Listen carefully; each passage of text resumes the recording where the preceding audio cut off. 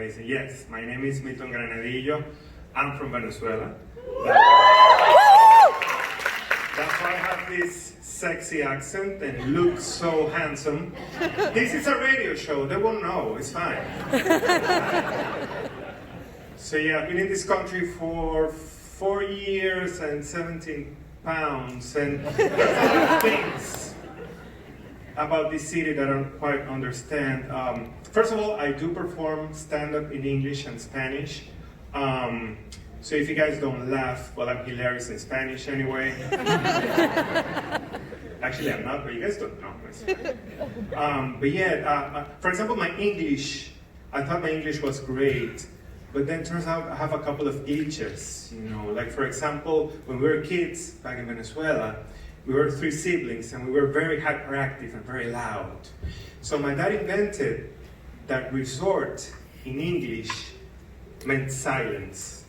So every time we went to a resort, my dad was like, guys, resort, silence. It was just to shut us up. I understood what he did when I was like 22. I can imagine the amount of times that I was in English class and I was like, guys, resort. Yeah, it's very complicated. It's very complicated. I have things written in my hand before somebody's like calling me out because my memory is awful. I keep forgetting things. I keep forgetting names.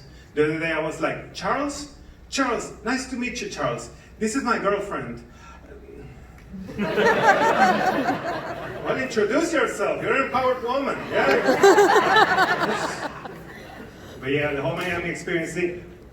One of the things is I don't know to who I should speak in English or Spanish. It's very weird. My first week living here, I used to live in Doral. Venezuela. If you don't know what Doral is, it's basically the Venezuelan Chinatown. So I got in the bus, and I'm like, hi, good morning. And the driver is like, ¿y por qué tú me hablas en inglés? Y yo que tú eres venezolano. Ah, que tú eres venezolano. Wow. Same week, I get into the same bus, and I'm like, hola, buenos dias. And the driver is like, sir, we speak English in America. I never win. That even has been troublesome, even in my work. I can't complain about my office. No, literally I can't complain because my visa depends on it. But yeah, I've been having situations because I work at a Spanish TV station, but some people speak English. So very confusing. Like, I stuttered for like 6 months because like when I first got there, they're like, okay, you're going to work with this amazing editor. His name is Jonathan Watley. And everybody speaks in English to him. So I'm like, okay, cool. So it's Spanish content and you're directing in English. So I'm like, when Julieta González Quintero enters through the door, then you fade to La Mansión de los Quinteros, then you come to black, then you go to this white shot of the evil guy, he's like, no, yo soy tu papá, and then you fade to black, and la ciudad blanca, de lunes a viernes a las 7:06 centro. Very confusing. So one day, after like 16 hours straight, I'm like, John, by the way, where are you from? And he's like, no, yo soy de Panamá. Help me out a little bit, man. And that's the thing about Miami. I feel like no one is from here. Everybody's from somewhere else. Like, you could have a Café Cubano at a 7-Eleven owned by a Colombian in Little Haiti.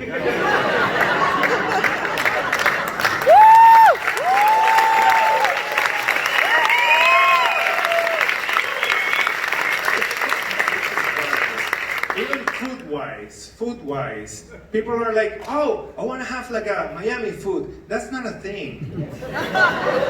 Because we have everything. We have Cuban food, Colombian food, Venezuelan food, Brazilian food, Argentinian food, Indian, Mediterranean, Italian, and American, which is all of that but deep fried. It's very, very peculiar, man. I have an American girlfriend, so I made it. What's her name? There's some Cuban moms here like, okay.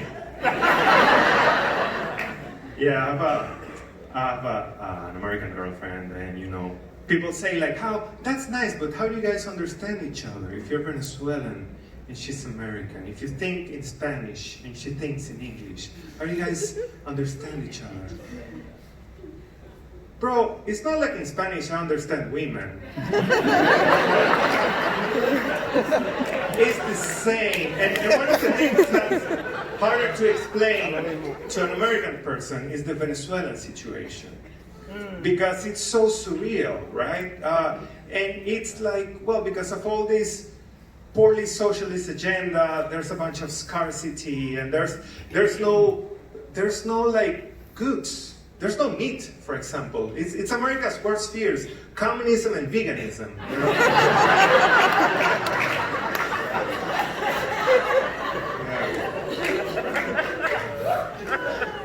One of the things that I can't quite understand and I can't used to is the measuring system. Anywhere in the world, my height is 1.82 meters. That's it. Here I'm like 4 feet and 3/4 of the penis of George Washington. How? And speaking of measuring, it's weird how some people talk about race here, and they talk about race in terms of like percentages and fractions. The other day a friend of mine was like, "Oh, you will like this girl. She's 1/4 Indian." Like, first of all, Jim, I think you're 1/2 racist.